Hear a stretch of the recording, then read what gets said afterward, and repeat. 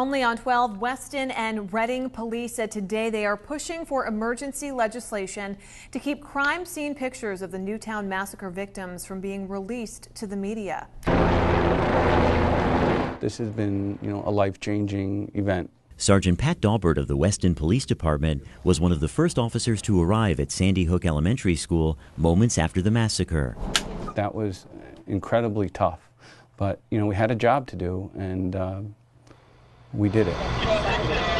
He says there was nothing in his training that could have prepared him for what he saw during the course of that day. I don't know if you could, imagine it unless you lived it.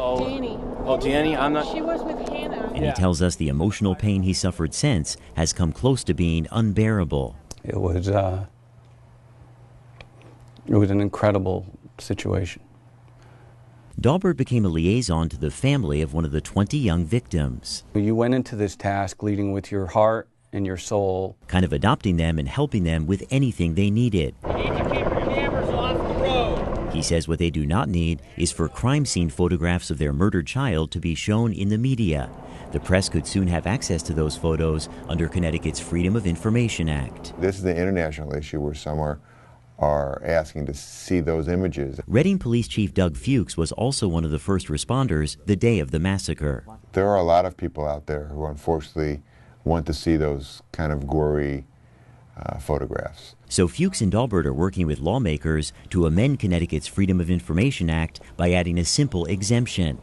One stating that photographs and videotape depicting the physical condition of victims shall not be released without the written unanimous consent of the victim's immediate family. It's very important. I think it's common sense, and we should absolutely push this kind of legislation forward to protect these families. This is about protecting the rest of you from images that only some had to see. Fuchs and Daubert say they both took an oath to provide that kind of protection to the public, including the victims' families. It's their wishes.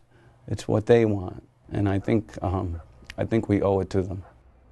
Fuchs says the Freedom of Information Act is a mechanism to make sure public servants like him are not operating in secrecy, immune from the laws of a free state. However, he says it was never meant to guarantee the public a chance to see graphic images of innocent victims, which in and of themselves do nothing to promote the spirit of this law. Very interesting topic. Yeah, very complicated. All right, Frank, thanks very much. Thank you.